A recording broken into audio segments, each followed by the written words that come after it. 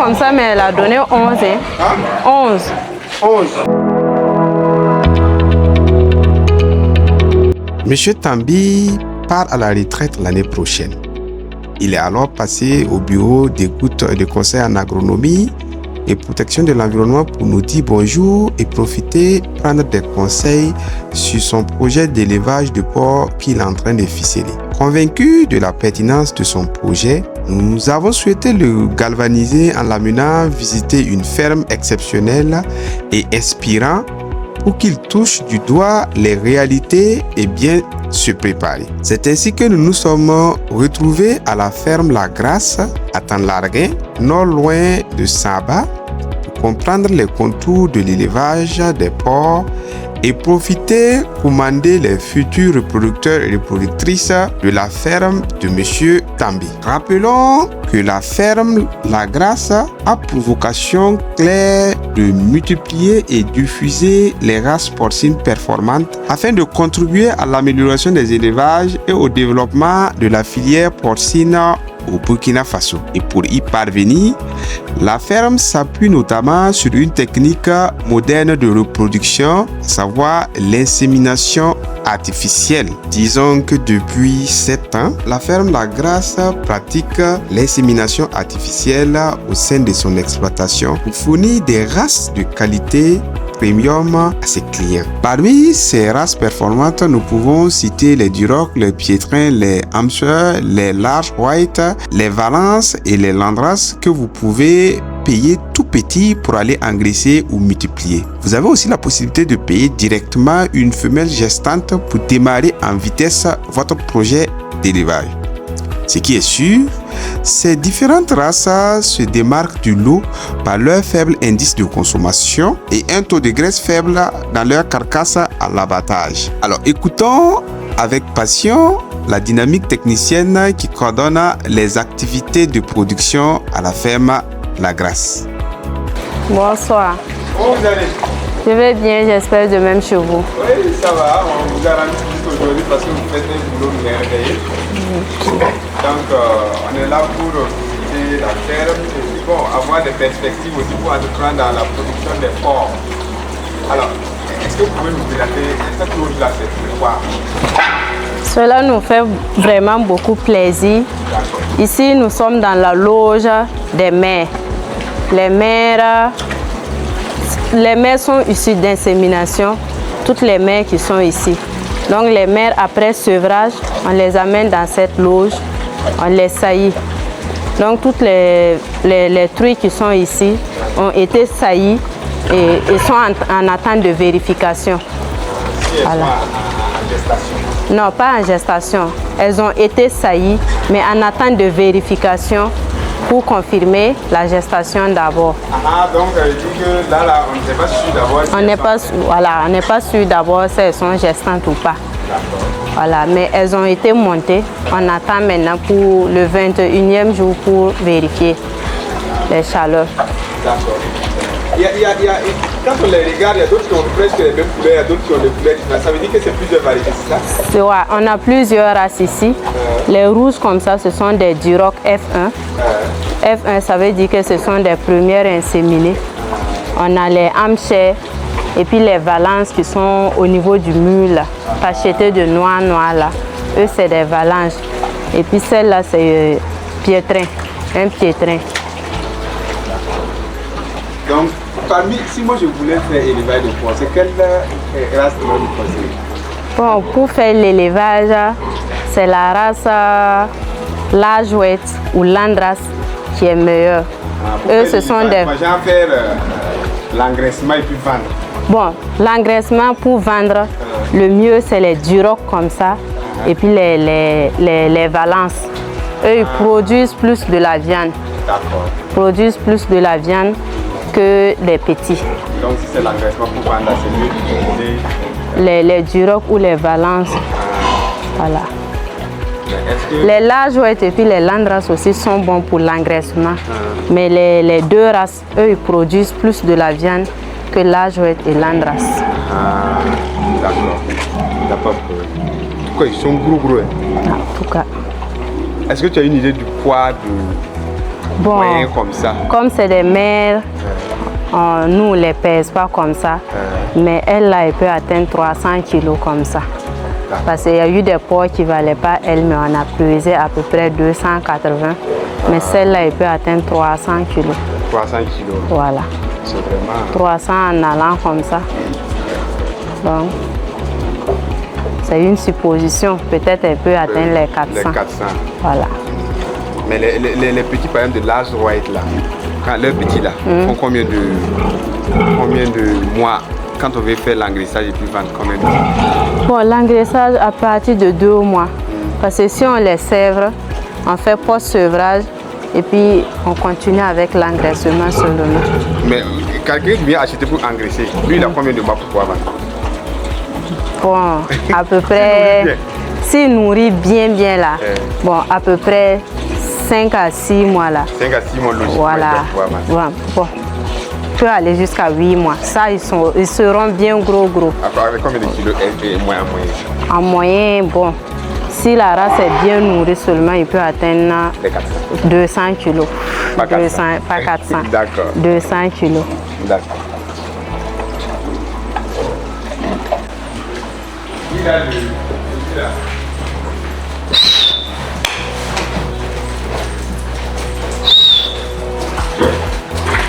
Ils ont le même âge, mais en termes de poids, les deux pèsent plus que... Il n'y a pas à comparer. La Valence et puis le Duroc pèsent plus que les larges ouettes en termes de poids. Donc, a besoin de la viande, les deux races sont les meilleures. Donc, si on a besoin de produits qui comportent un coup, voilà. Là, on choisit les deux races. Les deux races. Maintenant, c'est pour les petits, les larges ouettes et puis l'andras. Mais est-ce que vous-même vous partez dans faire des quelque chose pour faire l'insémination ou bien vous inséminez ici? Nous, on insémine ici. Parce que, bon, moi, je ne pars pas dans les fermes pour s'occuper. Je suis spécifiquement ici pour gérer la porcherie de la ferme La Grasse. Voilà. Mais je veux savoir, si par exemple, quelqu'un veut par exemple large white, c'est l'andras, large white. Si quelqu'un veut par exemple une race ici, une femelle gestante, vous donnez combien de mois pour venir récupérer? Bon, une femelle gestante, si la femelle est déjà, la truie est gestante, confirmée, si la personne veut la truie gestante, il vient regarder, il fait son choix. Maintenant, à lui de voir si la femelle est déjà confirmée qu'elle est gestante là. La personne peut, une fois que la personne a réglé le prix seulement, il peut venir chercher. Il peut venir chercher son animal. Mais mais s'il n'y en a pas, si moi je viens trouver qu'il n'y a pas de disponible, vous me donnez combien de mois comme ça? Bon, s'il n'y a pas de disponibilité, on peut vous donner 2 mois. 2 mois. 2 mois là, c'est pour dire quoi? Parce qu'on va saillir, attendre 21 jours pour vérifier d'abord si elle est gestante ou pas. 42e jour, ça veut dire 21 jours de suite encore pour vérifier si elle est vraiment gestante. Donc ça fait 42 jours, ça fait 1 mois et combien de jours? Voilà. 2 mois. 2 mois en gros. Donc vous allez me donner 2 mois pour venir chercher notre animal. Voilà.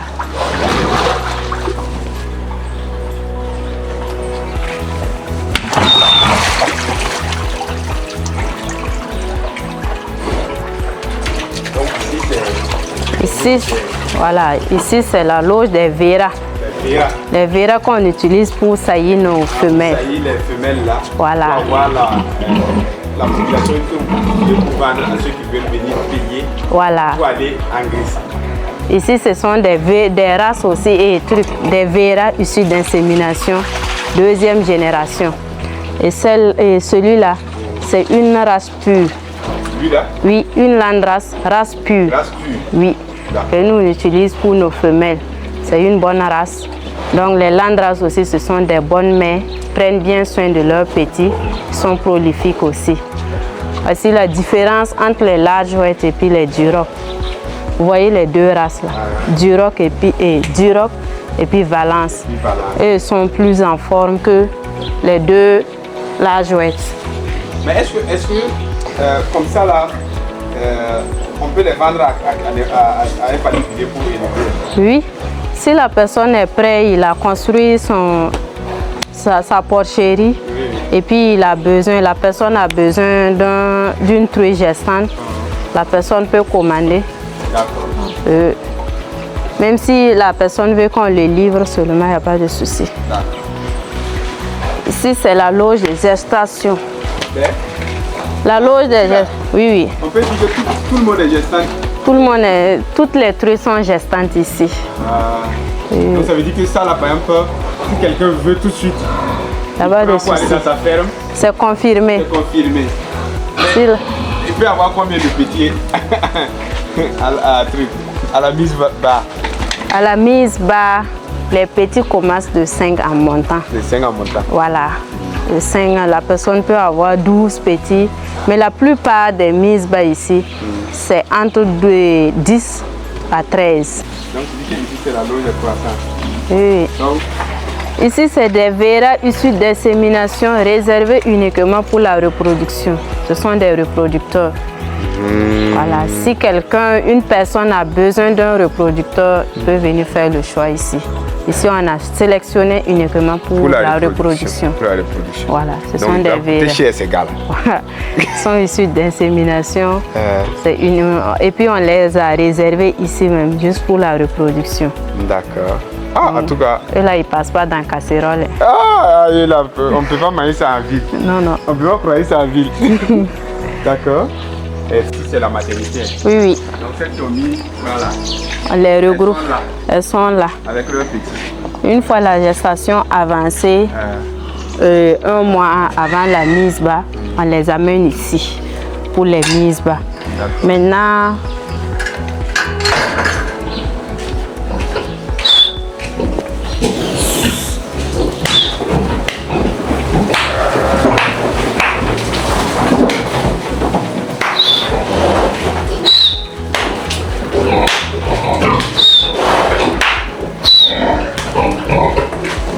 c'est lui qui a mis au monde tout cela.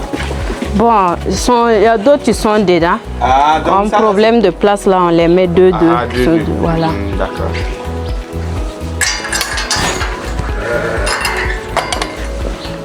Lui, il n'a pas d'enfant d'abord. Ouais, il y en a trop même. Trop même. Elle a donné 12 petits.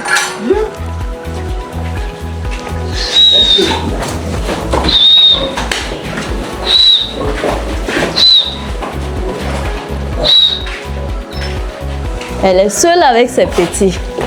C'est une Duroc, mais elle a bien donné. Plus l'enfant comme ça, là, ne se couche pas sur les enfants quand ils sont nés. Il faut surveiller, c'est la surveillance surtout. Là c'est compliqué. C'est la surveillance surtout. C'est tard dans la nuit, si tu ne dors pas. Il faut prendre des précautions. Il faut faire sortir la mère souvent la nuit. Et puis le matin, tu viens très tôt. D'accord. Là, c'est pas un boulot de paresseux. Là aussi, c'est avec lui aussi avec ses petits. Donc, ce sont ces petits qu'on a retrouvés de croissance. Là. Voilà. Après sevrage. Non. Après sevrage, on les envoie de l'autre côté. Ici, c'est des gestantes. Presque à terme. Elles sont presque à terme.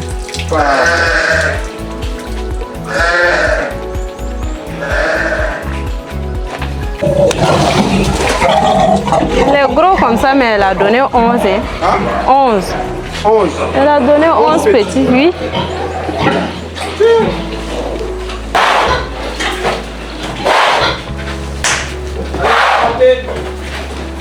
Ceux qui crient que le porc est sale là, voyez-vous non? Sûrement ce sont les porcs de nos esclaves Samola qui sont sales et qui mangent du n'importe quoi. Sinon, le business des porcs chez les Mossi, c'est du professionnalisme, la propriété pour éviter les maladies et la passion de se faire beaucoup d'argent. Si vous aussi vous êtes passionné comme M. Tambi, n'hésitez pas à nous contacter pour faire partie des millionnaires cachés grâce à l'élevage des porcs. Avec l'élevage des porcs, tu travailles et l'argent rentre. C'est pas comme 5M où tu dors pour que l'argent rentre et au finish à ton réveil, l'argent se trouve au barrage de Tanguay. Alors, si vous voulez une truie gestante pour débuter votre projet d'élevage ou un verra bien viril pour accoupler vos truies, vous avez désormais la bonne adresse. Chers croissants au porc au four et chers charcutiers, sachez qu'à tout moment, vous pouvez passer à la ferme La Grâce pour récupérer votre porc bien dodu pour servir vos clients. Que Dieu bénisse vos projets.